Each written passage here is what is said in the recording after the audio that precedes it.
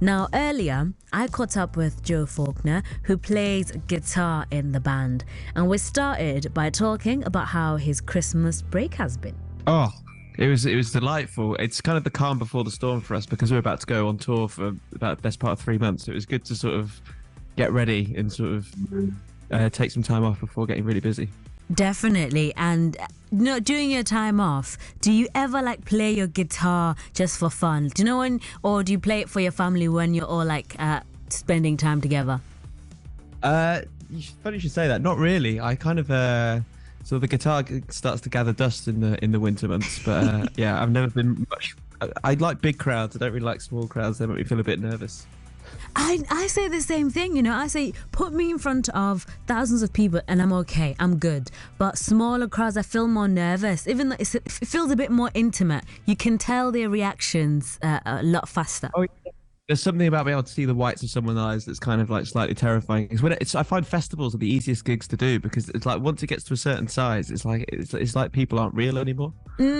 I see that. So you're saying you guys are going to be going on your 3 months tour very soon. Do you have any like tour rituals? So for me, before I go on air, I pray and I gather up some confidence. Do you guys do any rituals during your tour? Well, we tend to we always listen to a bit of music in the dressing room before we go on, and I think different songs sort of take on the responsibility of being the song to pump us up before we go out. What's that song? Is it Fats and Small Turn Around? Yes. Something about that song. Yeah, and we sing that to each other and go around in a circle. It's sort of something primal about it, but that song always gets me pumped. I like it. I was also reading an article that said that unprecedented times have shaped the sound of of the new album, and I wonder in what way have they shaped your album? Oh, I think it's interesting, right? Because I think you can't ignore the fact that things were a bit different for the last few years. So I think that if any people are like releasing music that's sort of authentic to themselves, I think it would be kind of weird for them to sort of brush over the fact that we all had to stay indoors for 2 years. So I think there's a little bit of the hangover of the pandemic on it, and also the way that we communicated and we rewrote the music. We had to sort of adapt to doing it sort of over the internet a little bit more. So I think that also changed the way that we were able to write. But yeah, I think it's an uplifting record though, right? The title of the record is Never Going Under, and I think that even though that there's a bit of doom and gloom in some of the lyrics, I think the overriding feeling is like, we got through it, and there's a sort of a positivity and a sort of a defiant nature to the sort of the tone of the record, I think. I like it. And do you know, when you're writing a new album, I wonder who has been inspiring you musically? Any artists, any sounds that have inspired Never Going Under? Well, that's really interesting. I think it's quite a diverse thing. We all listen to lots of different music. I think that I think there's a period in which the sort of like 80s power pop really started to affect the sound of the record. Like people like the Cars, and it's like that, a bit of Elvis Costello. And then I also think that there's some like Bruce Springsteen sort of like snuck in there as well. But I think we all listen to such a diverse amount of music. It's kind of hard exactly to see exactly where those influences are sort of snuck in, but I think those two things were into the production for sure. Yep.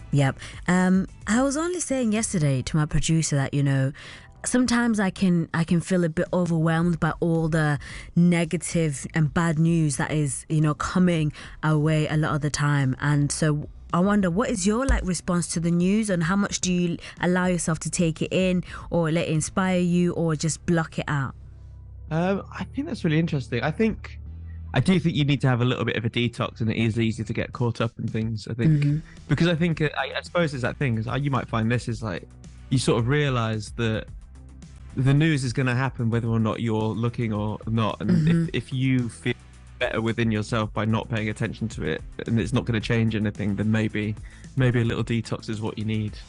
But yeah, I think it's good to have music that sort of does relate a little bit to current events and a little bit on there. But I think if you dwell much on it, then I don't think it's not positive. No one's going to buy a record if if you're as bad news as what comes out in the newspapers. Definitely. I'm also talking to you today on the day that the Brit Awards nominations have been announced.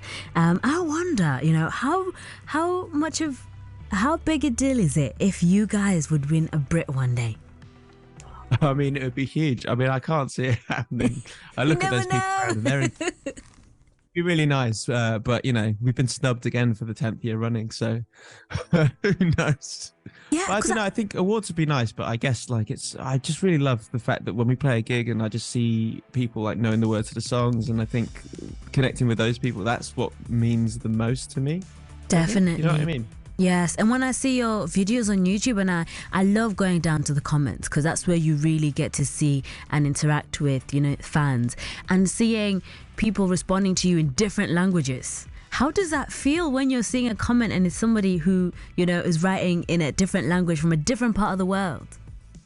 It's an amazing feeling. I mean, it really puts it into perspective as well. I think that's the great thing about, the internet is, a force for good and a force for evil, but it really has sort of withdrawn all the restrictions and all the boundaries you have about getting your music heard in different places.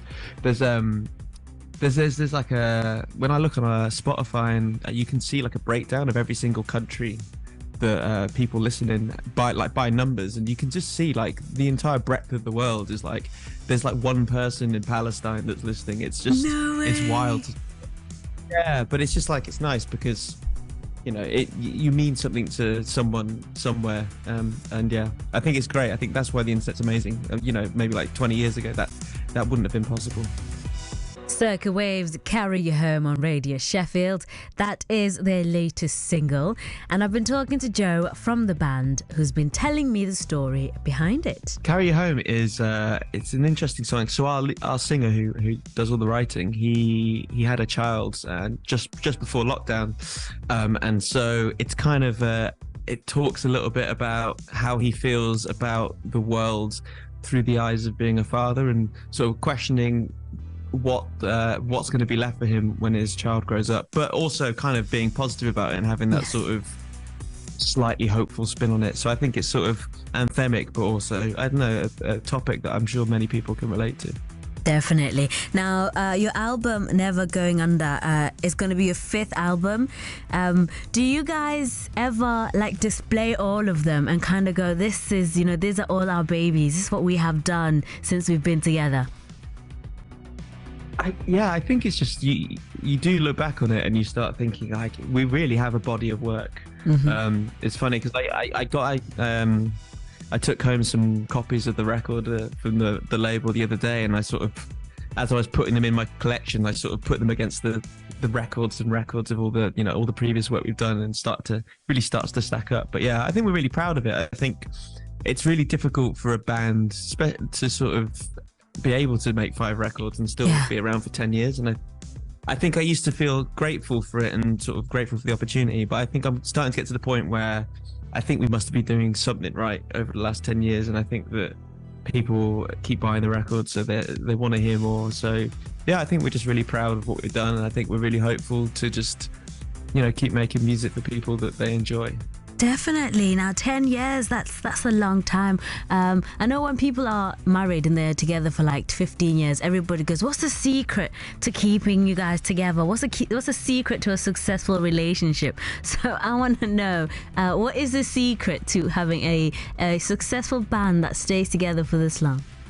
Is it what? It's good communication, and then never go to bed on an argument. I think that's it. Lots of affection. Yes, I like it. Joe, thank you so much for taking time out to speak to us today.